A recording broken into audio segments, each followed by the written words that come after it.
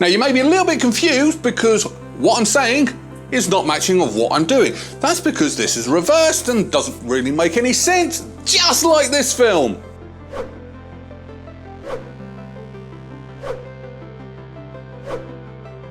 Tenet is a 2020 science fiction action thriller film written and directed by Christopher Nolan. The film tells the story of the protagonist who tries to protect the present day from an attack from the future. Okay, I'll be perfectly honest, I got confused what the hell this film was about. So yeah, I'm just gonna leave it as that. Anyway, let's carry on. The film, when it was released, generally got favourable reviews.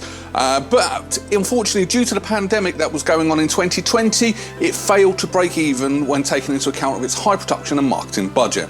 But other than that, what was wrong with the film? Well, allow me to discuss 10 things wrong with Tenet.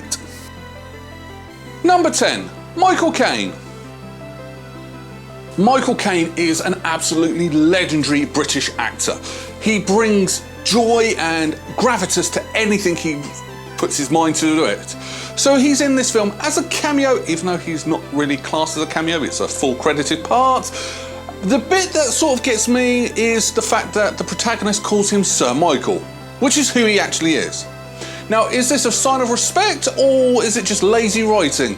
To me, I don't know. I prefer not seeing Michael Caine as Michael Caine on the screen. I want to see Michael Caine as somebody completely different. You decide. Number 9, gold.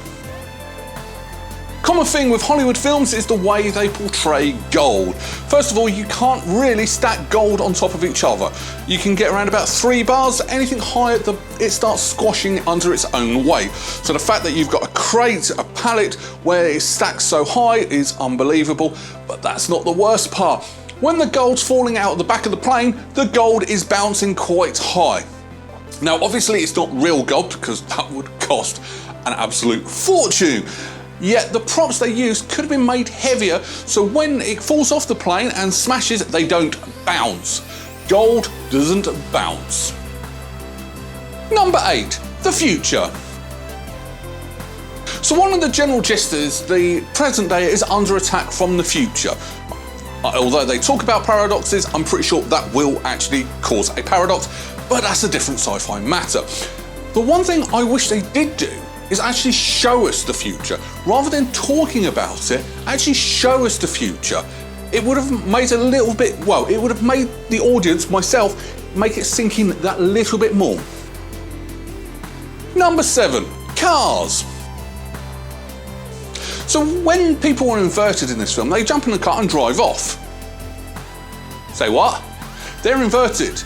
If you are going backwards, you cannot drive a car forwards. You would have to drive the car in reverse to make it act like it's going forward. You wouldn't then be able to keep up with a car that's going 60, 70 miles an hour. But they don't. They just jump in the car and drive. And don't get me started the fact that one of the cars spent 5 minutes speeding up with no driver. That doesn't make sense either. Number 6, opening explosion. So at the beginning of the film, the scene is set around about a terrorist attack in an opera house. Okay, that's fine. The bad guys plant bombs everywhere. Okay, that's fine. Well, it's not fine, but in the story, it's fine. You know what I mean. The thing that gets me is they stick all these explosions in a bag, throw it up, and you get an explosion. Okay, fine. But when the camera cuts to outside the building, the explosion is a hell of a lot bigger than what you saw inside the building. The outside explosion didn't need to be that big. An explosion that big would have actually killed a lot of the people inside the building. Consistency. Small explosion inside, small explosion outside. You didn't need that big. Number 5, final fight. So the final fight is got 2 teams of the good guys. You've got the red team and the blue team, where one of them's inverted, so one's doing the fight from the beginning to the end, and the other one's doing it from the end to the beginning. Confused? It's going to get a lot worse because you actually have no idea who the hell they're fighting. Seriously, I actually had no idea what the hell was going on in that final fight. Who were the bad guys? Were they actually fighting each other? It just didn't actually make any sense. I had no idea what the hell was going on. This film was literally just blowing my mind. Number 4, aspect ratio. Now, it's not quite uncommon for filmmakers to change the aspect ratio, especially when they change equipment from normal cameras to IMAX cameras. That's normal. When it's between scenes, it's fine, it works. And Christopher Nolan is a huge fan of using IMAX cameras in his films. It works when it's in between scenes. It does not work when you change the aspect ratio in the middle of a scene. It's quite jarring and quite all over the place. When you watch a film, you want to get into a film, you want to actually have your beliefs suspended, you want to actually feel and get into it like you are actually there in the film. Changing the aspect ratio does not help at all. In fact, it gives you the illusion that you're watching a film. I don't want that when I watch a film. I want to believe I'm what's in that film. Number 3, audio issues. Honestly, I feel really bad about bringing this one up, especially as Christopher Nolan, let's face it, he is probably one of the best directors working today. He's fantastic. He has changed cinema for the better. He's the guy that's spearheading, don't use CGI, use practical effects, something I'm a fan of. So when I bring up the fact that his audio issues are not actually that good, I mean, there's a couple of times where the explosions and the music drowns out the audio. It's not what you want. And also some of the dialogue is a bit all over the place. For a film that's very dialogue heavy, audio issues is not something you want. Number 2, bad guy sailing. One of the things about Kenneth Branagh's bad guy is the fact he's a huge fan of sailing. He has a massive, beautiful yacht. He likes to go out on smaller boats. He's a huge fan of sailing. So you would think someone that falls in the water with a life jacket would know what to do, not nearly drown. Now, I know later on in the film it was sort of put on that he knew what was going to happen, but still, it could have gone really badly wrong. You should have done something to save your life. Someone who's into sailing would know what to do. You're making yourself look like an amateur, and from that point on, I didn't quite really buy you as a bad guy, which is a shame because Kenneth Branagh is an awesome actor. Number 1, trying to be James Bond. The one thing I got from this film was I got the impression that Christopher Nolan was trying to make his version of James Bond, but in a sci-fi setting. That doesn't work. It's happened before. The people who make James Bond have tried to make a sci-fi James Bond. Look at Moonraker. That is probably one of the worst James Bond films ever. The book was good. Go read the book. But the film, set in space in a massive space battle, it didn't work. But even in the grounded sci-fi ones, Die Another Day, a massive satellite that can reflect the sun, destroy the Earth, and a car that goes invisible.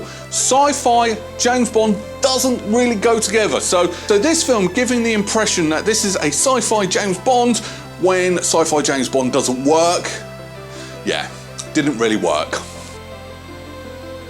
Final thoughts. This is where people are going to hate me for this, because as I said at the intro, this film actually got generally positive reviews. I'm not one of these people that found this film positive, which is a shame because Christopher Nolan, look at some of his stuff. Inception, Interstellar, the Batman trilogy, it was awesome. He really gets into it, but this was sort of missing something. The one thing about Inception, even today, the ending of Inception, people still argue about that. It's not something that's going to happen with this film. People still have discussions about the meaning of Interstellar. That's not going to happen with this one. People still praise Christopher Bale's interpretation of Batman, led by Christopher Nolan. No one's going to do that with this film. This film is missing everything that Christopher Nolan is good for. Now, I know this was his pet project, something he's wanted to make for a few years, but I did find it all over the place. I really, and I mean really, struggled to watch this film. And I watched Mortal Kombat Annihilation a few weeks ago. But yeah, there was just so much dialogue. I'd rather see. You're watching a cinema. If this was a radio program, it probably would have worked a little bit better. You could probably just stick the soundtrack on the radio and people would probably get into it a lot more than what they did with this. The time travel stuff, although it was nice for the twists, it was all over the place. It didn't fully really understand. And the protagonist actually being the overall bad guy is, yeah, it was all over the place. Really, it was. Now, saying that, the special effects were good. The fight scenes were actually really impressive, especially as later on as you watch one of the fight scenes you saw in the beginning of the film from a different angle and realise what's going on and realise how impressive that fight scene is amazing. The cinematography, the special effects, like normal, has Christopher Nolan's fingerprints all over, and I don't think he can make a bad looking film.